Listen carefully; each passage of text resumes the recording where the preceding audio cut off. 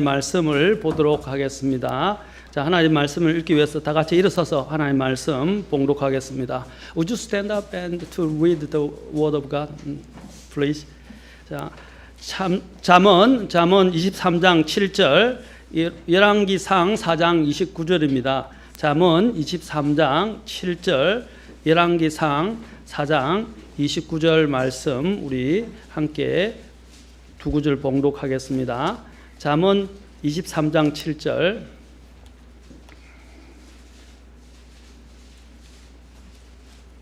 자, 열왕기상 4장 29절.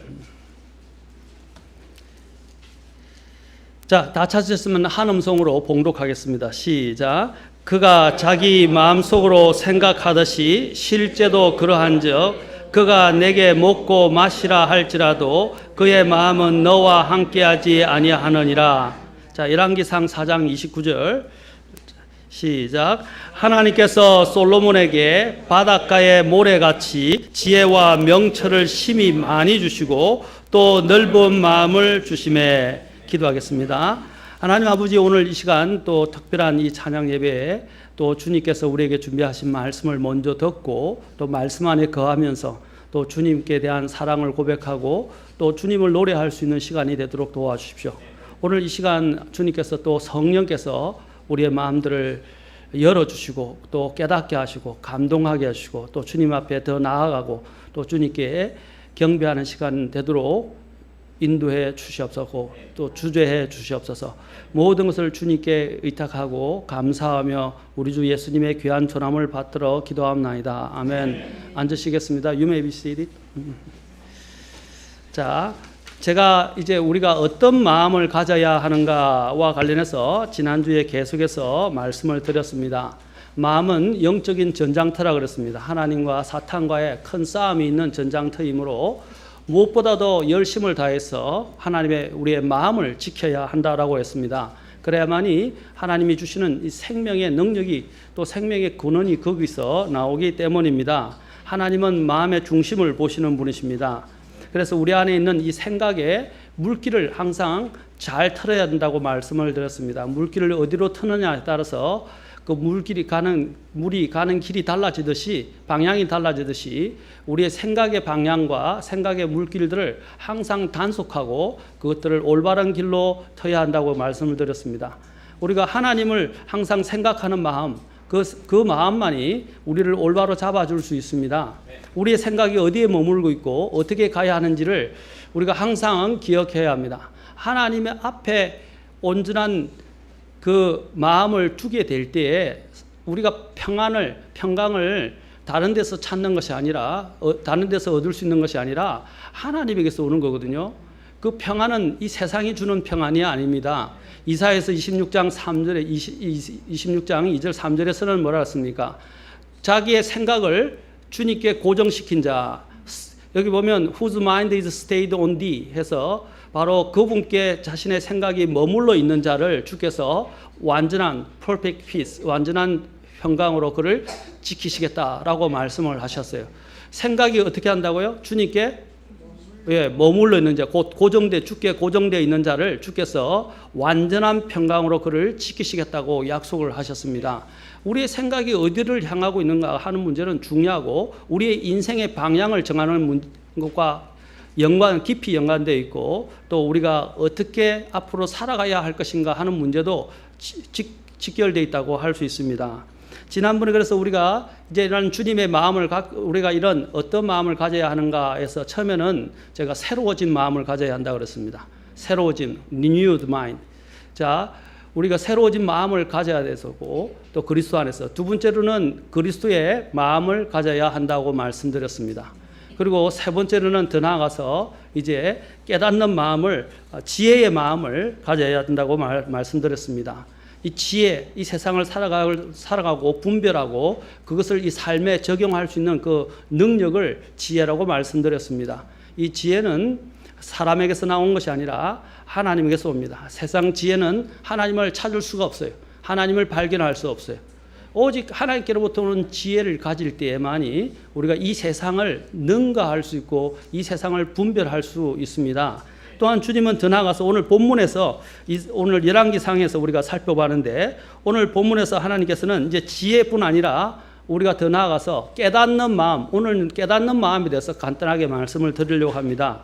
오늘 설교를 그렇게 전에보다는 길게 하지 않은 한 반 토막 정도 내서 하도록 할 것입니다. 깨닫는 마음, 오늘 여기 열왕기상 3장 5절에 보시면 하나님께서 먼저 우리가 아까 4장을 봤는데 3장 5절에 보시면 하나님께서 솔로몬에게 나타나셔서 말씀을 하셨습니다. 말씀하시면서 내가 너에게 줄 테니까 구하라 라고 말씀하셨습니다. 무엇을 구하든지 주겠다라고 말씀을 하셨어요. 원래 처음에 솔로몬이 하나님께 구한 것은요, 지혜가 아니었어요. 우리는 솔로몬이 지혜의 이 세상에서 가장 지혜로운 사람으로 알고 있죠.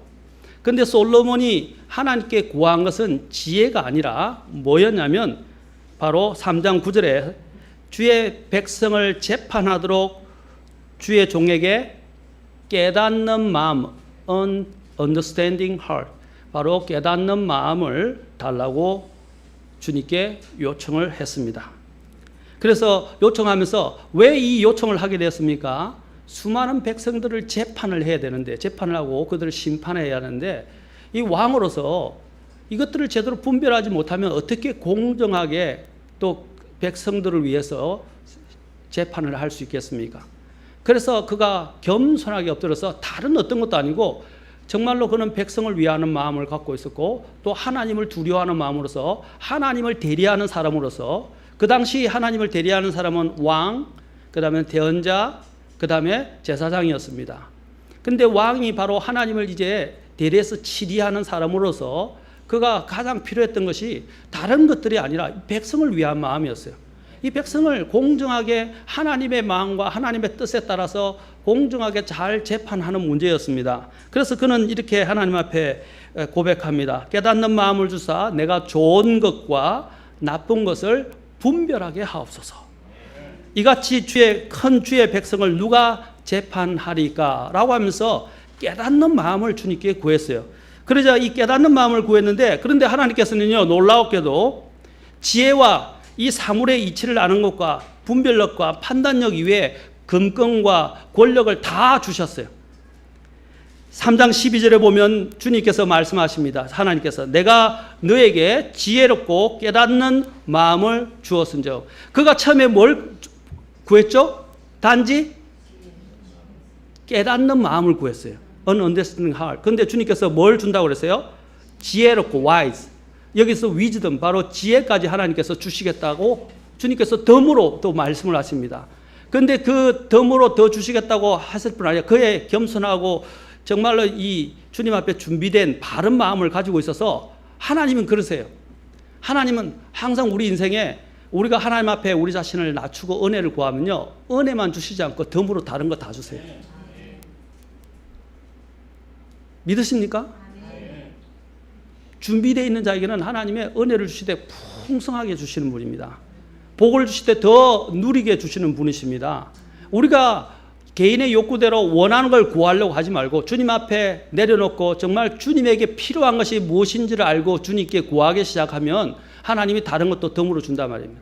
먼저 우리가 알고 있는 마태복음 6장 33절에 먼저 너는 하나님의 왕국과 그분의 의를 구하라. 그래야면 너의 모든 필요한 것들을 주님께서 어떻게 하신다고 그랬어요? 더하시리라 약속하셨어요. Seek the first the kingdom of God and His righteousness. 바로 그분의 왕국을 first 먼저 구하라 그랬어요. 먼저 구하라. 그러면 뭐냐면 다른 것들을 다 주님께서 더해 주시겠다라고 약속하세요. 이건 주님의 분명한 약속입니다. 솔로몬도 마찬가지예요. 하나님 앞에 그가 깨닫는 마음을 주셨대. 그에게 지혜도 주셨고 많은 것들을 누릴 수 있는, 그렇죠? 금권을 주셨고 그 다음에 더 나아가서 그에게 권력까지 주셨어요. 백성을 재판하는데 그는 재판하는데 사람과 상황을 잘 파악하고 분석하고 판단하고 판별하고 이것을 바르게 적용하는 것을 구했던 것입니다. 바로 이것이 깨닫는 마음입니다. 우리도 이런 마음을, 깨닫는 마음을 가져야 합니다. 이 사람들이요, 몇 대째 신앙의 유산을 물려받는데도요, 또 어떤 사람은 명문대를 나왔다고 하고, 어떤 사람은 돈이 많다고 부자라고 이야기하고 재벌이라고 이야기하고 하는데도 깨닫지 못하는 사람들이 많아요. 이 understanding heart, 깨닫지 못하는 마음을 가지게 되면, disunderstanding, 깨닫지 못하는 마음을 갖게 되면 어떻게 됩니까? 그것은 성경에서 짐승과 같다라고 말씀하십니다. 시편 49편 20절 잠깐 봅시다. 손에 쥐고 계시고 시편 49편 20절에 보면 이렇게 말씀하십니다. 이렇게 말씀하세요. 존귀한 가운데 거하면서도 깨닫지 못하는 사람은 멸망하는 사람과 같도다. 존귀한 가운데 거하면서도 깨닫지 못하는 사람은 멸망하는 짐승과 같도다. Man that is in honor and understands not is like the beast that perish. 바로 깨닫지 못하면 멸망하는 짐승과 같다는 것입니다. 저와 여러분이 오늘도 하나님에서 구원을 받아서 구원에 대한 지각을 열었지만, 이해는 했지만, 지각을 열어서 주님을 영접했지만 또 더 많은 깨닫는 마음이 없으면요, 여러분은 짐승처럼 살게 돼요. 유욕을 따라 살게 되고 세상을 쫓아 살게 되고요, 또 이 세상에 흘러가는 그 경향에 그냥 편성해서 살아가게 돼요. 하나님의 뜻을 깨달을 수가 없어요. 인간이 부르심을 받은 목적이 뭐죠? 하나님을 영광스럽게 하는 것입니다. 하나님의 뜻을 쫓는 것입니다. 시편 14편 1절에서는 말씀하죠. 하나님은 어리석은 자가 마음속으로 in his heart, 그의 마음속으로 이렇게 말합니다. 어리석은 자가 마음속으로 이르기를 하나님은 there is no God, 하나님은 없다고 말해요. The foolish says in his heart there is no God, 하나님이 없다 하노도다. 그러면서 말합니다. 그들은 부패하여 가장한 일을 행하였으니 선을 행하는 자가 하나도 없도다. 주께서 깨달은 자나 하나님을 찾는 자가 있는지 보시려고 하늘에서부터 사람들의 자녀를 내리다 보셨으되 그들이 다 치우쳤다라고 했어요. 선을 행하는 자가 없다. 이 구절을 로마서에서 사도 바울이 인용을 하고 있습니다. There is none righteous, no not one 이라고 말씀하면서 의인은 없나니 의로운 자는 없나니 단 한 사람도 없도다. 바로 이 구절을 인용한 거예요. 어리석은 자의 특징이 뭡니까? 하나님을 부정하는 겁니다. 하나님을 부인하고 거절하는 것입니다. 그것은 깨닫는 마음이 아니에요. 깨달음이 없는 사람은 뭐라고 그랬어요? 멸망하는, 그냥 짐승이 아니에요. 짐승도 그냥 짐승이 아니에요. 뭐라고요? 멸망하는 짐승이다 이 말이에요. 짐승. 지금은 이렇게 솔로몬에게 나타난 것처럼 하나님께서 누구야 이렇게 하고 나타나지 않아요. 이제 하나님을 어떻게 나타나십니까? 이제 하나님께서 우리에게 완전한 계시의 말씀을 주셨습니다. 그것은 바로 하나님의 말씀입니다. 이 하나님의 말씀을 통해서 우리는 하나님을 알 수 있게 되는 것입니다. 왜냐하면 이 지혜는 하나님이 주시기 때문입니다. 그리고 이 명철 또한 하나님이 주신다는 사실입니다. 욥기 12절에 보면 12장 12절과 13절에 보면 많은 날을 산 자에게 명철이 있다고 그랬어요. 오랜 날을 산 자에게 명철이 있죠. 이해하는 마음이 커져요. 저도 나이가 들어가니까 어릴 때는 융통성이 없었어요. 젊었을 때도요. 그냥 옳은 것만 생각하고 옳은 것만 외쳤고 옳은 것이 다라고 생각하고 열정만 앞섰었어요. 사람을 이해하지 못했어요. 근데 이제 하나님이 오랜 목회 20여 년을 이제 목회를 하면서 하나님이 연단을 시키셔서 이제는 사람을 이해할 수 있도록 만들어졌어요. 옳은 것도 중요하지만 이해하면서 그들을 받아들이고 그들을 올바로 인도하는 것이, 그게 진짜 지혜라는 거죠. 하나님이 그렇게 저를 연단시키시고 훈련시키셨어요. 이제는 저는 다른 사람, 특히 이 객관적인 선이라고 하는 것에서 어긋나면 이해를 하지 못했어요. 바로 판단하고 정죄하고자 했었어요.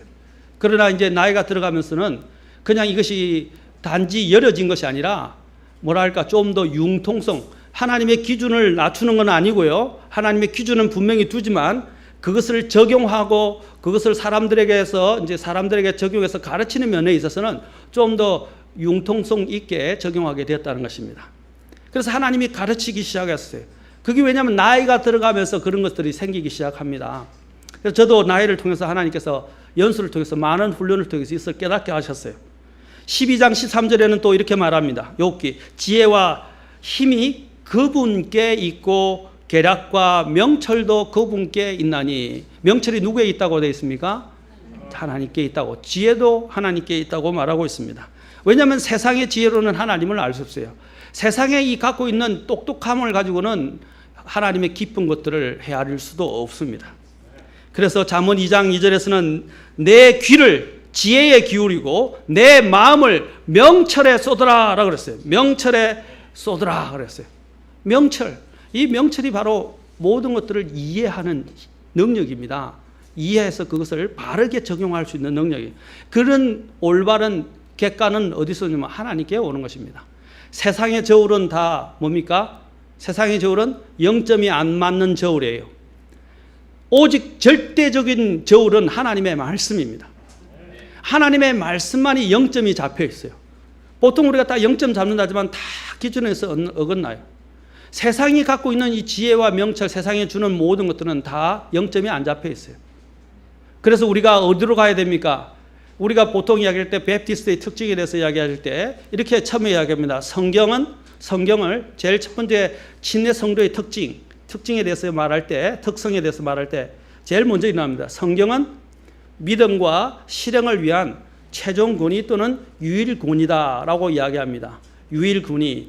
The Bible as the final authority 또는 sole authority for faith and practice. 뭐냐면 믿음과 실행을 위한 최종 또는 유일한 권위다라고 이야기합니다. 그게 우리 침례 성도가 가지고 있는 가장 믿음의 큰 첫 번째 특징입니다. 뭡니까? 믿음과 실행을 위해서 성경을 우리의 가장 최종적이고 가장 유일한 권위로 받아들이는 것입니다. 그래서 우리가 항상 하나님의 말씀을 최위에 두어야 돼요. 하나님의 말씀을 통하지 않은 것은 절대 기준이 잡혀질 수 없어요. 우리의 실행 기준도 말씀에서부터 시작돼야 돼요. 그래서 부지런히 말씀을 선포해야 하는 것이고 말씀을 들어야 되는 것이고 말씀을 배워야 되는 것입니다. 그래서 잠언 2장 6절에서는 또 이렇게 말씀하십니다. 주께서 지혜를 주시며 그분의 입에서 지식과 명철이 나오기 때문이라. 자, 그래서 여기 또 성경에는 아까도 얘기했지만 솔로몬은 백성을 재판하기 위해서 이해하는 마음을 원했지만 원래 성경은 또한 이 진짜의 이해하는 마음, 명철은 무엇이냐? 욥기에서 욥이 말을 합니다. 28장 28절에 보면 주를 두려워하는 것이 the fear of the Lord is the wisdom 또는 and understanding이라고 말합니다. 여기서 바로 주를 두려워하는 것이 곧 지혜요. 그 다음에 악에서 떠나는 것이 departing from the evil. 악에서 떠나는 것은 is understanding. 바로 명철이다라고 말씀드립니다. 제가 영어를 잘해서는 아니고요. 우리 그래도 형제님을 좀 도와줘야 되니까 그래도 제가 일부러 조금씩 쓴다는 것을 이해해 주시기 바랍니다. 잘해서 아닙니다. 자, 그래서 이 명철은 하나님께 속해 있습니다. 그래서 우리는 하나님께로 가야 됩니다. 하나님의 말씀으로 들어가야 됩니다. 그래야 하나님이 주시는 명철을 이해할 수 있습니다. 하나님의 명철은 무한하다라고 시편 147편 5절에서는 말. 하나님의 이 명철은 헤아릴 길이 없어요. 누가 그 하나님의 지혜를 알 수 있습니까? 누가 하나님의 그 명철을 헤아릴 수 있겠습니까? 아무도 헤아릴 수 없습니다. 그러나 하나님을 사랑하고 하나님의 말씀을 연구하는 사람에게 하나님은 그 어떤 사람보다도 큰 지혜를 허락해 하신다는 사실입니다. 그래서 하나님의 말씀을 공부하셔야 돼요. 이스라엘 백성들에게 있어서 부족했던 것이 무엇입니까? 신명기 29장은 뭐냐면 모세가 마지막 때에 고별 설교라고 할 수 있어요. 그가 이제 가나안을 앞두고 가나안에 들어가기 전에 그는 가나안으로 들어가는 것은 허락되지 않았어요. 그때 그가 마지막 설교를 신명기 29장부터 하게 되는데 그때 29장에서 출애굽을 다 하고 난 뒤부터 40년이 광야에서 흘렀습니다. 그래서 이스라엘 백성들에게 마지막 설교를 하는데 29장 1절부터 4절에 보면 그런 내용이 주로 나옵니다. 하나님께서 그들을 얼마나 기적 가운데서 그들을 인도하셨는지를 설명을 합니다. 그런데 29장 4절에서 이렇게 말씀하십니다. 그러나 그들에게 하나님이 수많은 표적들을 보이시고 놀라운 기적들을 행하시고 그들을 인도해 주셨어요. 그리고 광야 생활을 다 견디게 하셨어요. 그런데 그들에게 한 부족한 것이 있었어요. 이 부분에 대해서 하나님께서는 모세를 통해서 말씀하십니다. 잘 들어보십시오. 그러나 깨닫는 마음과 보는 눈과 듣는 귀는 이날까지 주께서 너에게 주지 아니하셨느니라. 뭘 안 줬다고요? 깨닫는 마음을 주지 않았다. 보는 눈과 듣는 귀까지도 이날까지 안 주셨다. 왜 하나님께서 그들에게 이런 것을 허락하지 않았을까요? 왜 그런 것 같아요? 들을 귀가 없었어 그래요. 깨달으려고 하는 마음이 없었어요. 다시 말하면 마음이 털렸어요. 마음 자세가 털렸어요. 우리가 옛날 경상도 말로는 심보가 못됐다라고 이야기하는데 심보. 이 심보가 바르지 않았기 때문입니다. 사람들은 그렇게 말해요. 들을 마음이 있어야, 들을 귀가 있어야, 들을 마음이 있어야 바른 이야기를 해주지. 안 듣는데 뭘 해? 어떻게 해? 그렇게 이야기합니다. 하나님께서 이스라엘에게 왜 깨닫는 마음을 주시지 않느냐면 들을 마음이, 깨달으려고 하는 그런 마음이 없었어요. 자기들의 앞에 있는 실리적인 문제에만, 자기들이 원하는 욕구를 채우는 데만 그들은 급급하고 관심이 있었기 때문입니다. 원래 이 깨닫는다는 말은 먼저 이 말을 사전의 정의를 보면 먼저 듣는 데서 시작된다는 것을 보게 됩니다. 그래서 하나님이 항상 들으라라고 말씀하셨어요. 창세기 3장 8절에 보면 아담과 이브가 왜 실패하게 됩니까? 주님께서 그들에게 나타나셨어요. 그들이 그날 서늘한 때에 동산에서 거니는 주 하나님의 음성을 듣고 아담과 그의 아내가 주 하나님 앞을 떠나 동산의 나무들 가운데 숨음에 하나님의 음성을 들었어요. 이 듣는 데서부터 시작되는 거예요. 바로 그들이 하나님을 이제 긍휼을 잊게 된 이유는 하나님의 음성을 듣고 두려워했기 때문입니다. 물론 두려워서 그들은 피하긴 했지만, 사랑하는 성도 여러분, 하나님의 음성을 듣는 데서부터 사실은 이 언더스탠딩, 깨닫는 마음이 시작되는 것입니다. 하나님께서 우리의 이 마음을 열어주셔야만이 우리는 이 어리석은 우리가 이 사물의 이치뿐 아니라 하나님의 뜻을 깨달을 수 있습니다. 다시 한번 시편 119편 130절로 가겠습니다. Psalm 119 verse 130. 자, 시편 119편 130절입니다. 시편 119편 130절.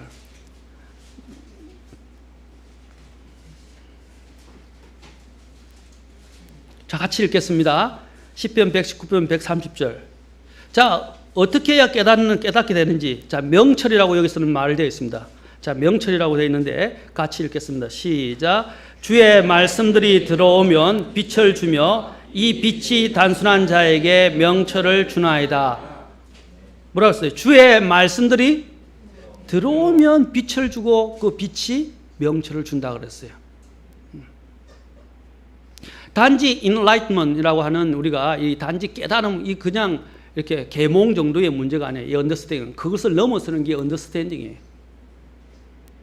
뉴에이지는 바로 enlightenment, 바로 이 사람들이 이렇게 막 이렇게 갑자기 눈을 뜨게 되는 이런 것들에 대해서 이야기를, 그것이 신이 되는 징조라고 이야기를 하는데 그건 굉장히 위험한 거예요. 또한 제자들에게도 결여되었던 것이, 주님이 사랑하던 그 세 제자에게도 결여가 되었던 것이 무엇입니까? 바로 깨닫지 못하는 사람, 마음이에요. 주님께서 수많은 표적들을 보여주시고 기적들을 보여주시는데도 그들은 계속해서 표적들을 보여달라고 합니다. 주님께서 오병이어의 기적들을 보여주시고 그 다음에 이제 누룩을 조심하라고 그러니까 또 그들은 그 누룩을, 빵을 가져오지 못한 걸 생각하게 되고, 주님께서 그래서 뭐라고 그랬어요? 바리새인과 사두개인의 누룩을 조심하라 라고 말씀하셨어요. 그들은 주님이 말씀하시는 그 말씀의 의미들을 깨닫지 못했어요. 그들은 이해할 수 있는 마음이 없었어요. 그래서 마태복음 16장 9절에 보면 너희는 아직도 깨닫지 못하느냐, 아직도 깨닫지 못하느냐라고 주님이 말씀을 하십니다. 아직도 깨닫지 못하느냐, 이렇게 단식하면서 말씀하세요.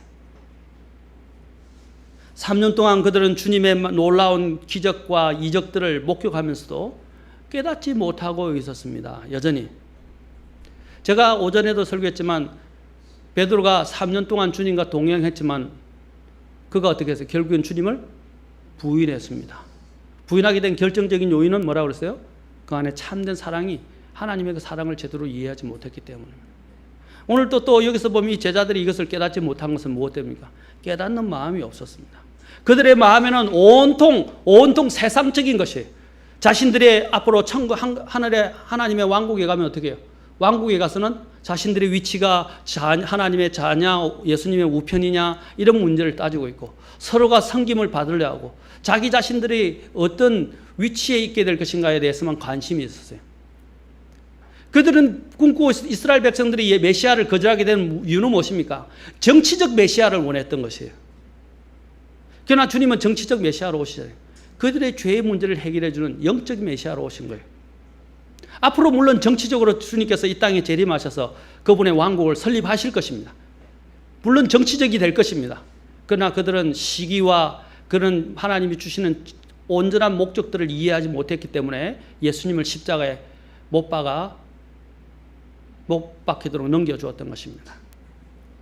깨닫지 못하는 마음, 이거는 비극적입니다. 그들의 마음속에 잘못된 것이 들어있고 잘못된 동기들이 들어있었기 때문에 그들은 깨닫지 못했던 것입니다. 특히 이제 예수님이 돌아가시고 부활하셨음에도 불구하고 그걸 깨닫지 못했던 엠마오로 가는 두 제자가 있었어요. 그 제자가 가고 있었는데 그들이 슬픔에 잠겨서 이야기를 나누며 어느 날인데 예수님이 가까이 오셨어요. 그런데 그들이 눈이 가려져서 예수님을 알아보지도 못한 거예요. 부활하신 예수님조차도 알아보지를 못했어요. 어떻게 됐는지, 자기들이 늘 보고 왔던 예수님인데. 근데 주님께서 그들의 대화를 물어보시니까 이제 예수님이 자신들의 메시아가 죽었다고 이야기를 하는 거예요. 근데 예수님이 뭐라고 그랬습니까? 이제 그들에게 이전에 말씀하신 것들을 상기시키면서 성경을 어떻게 해요? 이렇게 말씀합니다. 오 어리석고 대언 자들이 말한 것을 마음에 더디 믿는 자들이여 라고 했어요. 더디 믿는, dull of believing, 믿는 데 있어서 둔하다는 거예요. 둔했어요. 깨닫지를 못하는 거예요. 그래서 주님께서 어떻게 하시냐면 그리스도가 이런 일들도 고난을 당하고 자기의 영광에 들어가야 함이 마땅치 아니하냐. 모세와 모든 대언자들의 글에서 시작하여 모든 성경 기록들에서 자기에 관한 것들을 그들에게 어떻게 했냐면 풀어서 설명해 주시니라. 어디서부터? 모세부터 대언자. 이건 구약 성경에, 구약 성경 전체로 메시아가 어떻게 계시되어 있는지 주님이 그것을 풀어서 설명을 해줬어요. 그들은 깨닫지 못해요. 주님이 뭐라고 말씀하셨어요? 마음에 더디 믿는 자들이요. 성경을 읽고 기도해야 깨달을 수 있습니다. 모든 이 부분은 성경이에요. 성경을 무조건 읽는다고 되는 게 아니에요. 성령님의 도움이 없이는, 이 성경의 저자는 성령님입니다. 우리가 기도할 때 기도하고 성경 읽으셔야 돼요. 우리가 그냥 성경 읽는다 깨달아지는 게 아니에요. 이거는 영적인 책이에요. 생명의 책이에요. 이것은 성령님의 도우심을 절대적으로 필요합니다. 그래서 어떻게 해야 됩니까? 제가 이제 목회자가 되게 된 것도 대학교 때부터 주님께 회심하고 난 뒤부터 저의 첫 번째 기도 제목이 10편 119편 18절이었어요. 저의 눈을 여사 주의 법에 놀라운 것들을 보게 하소서. 매 기도할 때마다 첫 번째 기도 제목이었어요. 진짜 하나님이 눈을 열어주셨어요. 성경을 알게 해주시고. 그래서 결국 제 길이 전향이 되어서 경영학도가 아니라 이제는 목회학도가 되었어요. 하나님이 바꾸신 거예요. 그런데 그 응답이 너무 강하게 와서 이렇게 목회의 길에 서게 되는 건지도 모르겠습니다. 우리가 하나님께 기도하셔야 돼요. 성령님께 기도하셔야 돼요. 왜냐하면 성경은 성령님께서 저자이시고 성령님만이 우리의 이 하나님의 뜻을 깨닫게 해줄 수 있는 분이기 때문입니다. 그래서 성경을 탐구해, search the scripture, 성경을 탐구해야 됩니다. daily prayer, 매일 기도해야 됩니다. 매일 기도해야 돼요. 그것을 통해서 우리는 하나님의 뜻을 알게 되고 이 무뎌진 마음들, 깨닫지 못하는 마음이 열리면서 점점점 하나님의 뜻을 깨닫게 될 수 있습니다. 그래야 하나님을 바로 섬길 수 있어요. 여러분, 이단들을 어떻게 분별합니까? 이단들이 누구를 공격합니까? 그들의 주된 타겟으로 삼아요. 성경을 어설프게 아는 사람들이에요.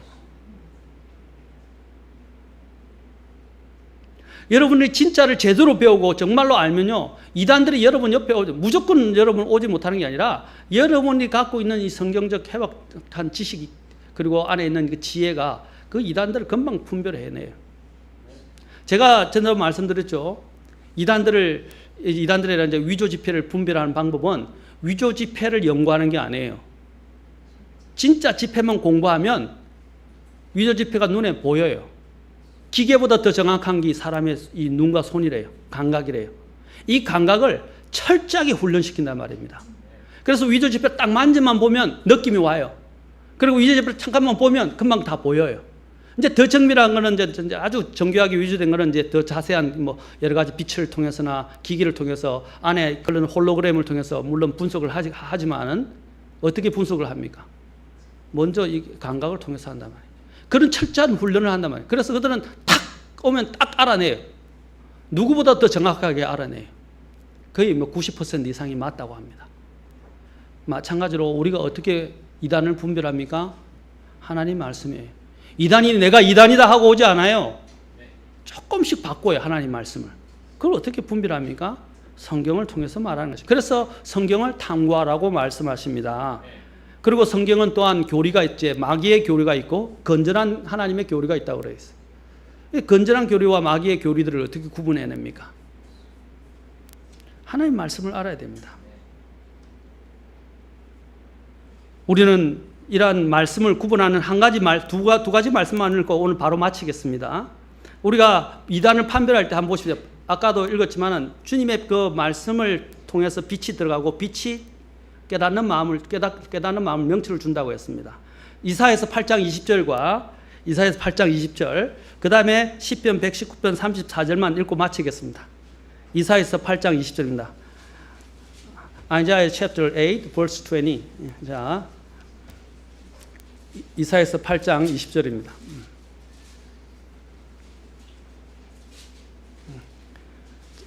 어떻게 이단을 구별합니까? 자, 보세요. 같이 읽겠습니다. 시작. 그들이 율법과 정언에게 구할지니 만일 그들이 이 말씀에 따라 말하지 아니하면 그 까닭은 그들 안에 빛이 없기 때문이라. 예, 20절에 뭐라 율법과 정언에 구하라 그랬어요. 그 율법과 정언에 따라 말하지 아니하면 뭐라고요? 그들 안에 빛이 없는 거라고요. 그 이단이라 이 말이에요. 거짓 대언자다 이 말이에요. 거짓 교사란 말입니다. 우리가 성경을 읽어야 예수님을 제대로 알고 제대로 만나고 또 심지어는 우리의 종말을 제대로 알 수 있습니다. 왜냐하면 성경만이 우리의 종말에 대해서 이야기하고 있기 때문입니다. 올바로 깨닫게 해주신다 이 말입니다. 자, 우리의 기도 제목이 오늘 시편 119편 34절에 있는 것처럼 되었으면 좋겠습니다. 자, 이거 읽고 마치겠습니다. 오늘 딱 30분 반토막 내기로 했으니까 시편 119편 34절입니다. 자, 시편 119편 Psalms 119 verse 34. 자, 시편 119편 34절입니다. 자, 다 찾으셨습니까? 자, 다 찾으면 한음성으로 읽고 우리 이제 오늘 예배 순서를 계속 가도록 하겠습니다. 시작. 내게 명철을 주소서. 내가 주의 법을 지키리니 참으로 내 온 마음으로 그것을 준수하리이다. 명철을 가져야 주의 법을 지킬 수 있어요. 그리고 온 마음으로 그것을 준수할 수 있어요. 하나님께 깨닫는 마음을 달라고 솔로몬이 구했던 것처럼 기도하십시오. 그러면 하나님이 덤으로 우리의 삶에 더 많은 것을 주실 것입니다. 아멘. 오늘 이것을 위해서 기도하시겠습니다. 다 같이 일어서시겠습니다.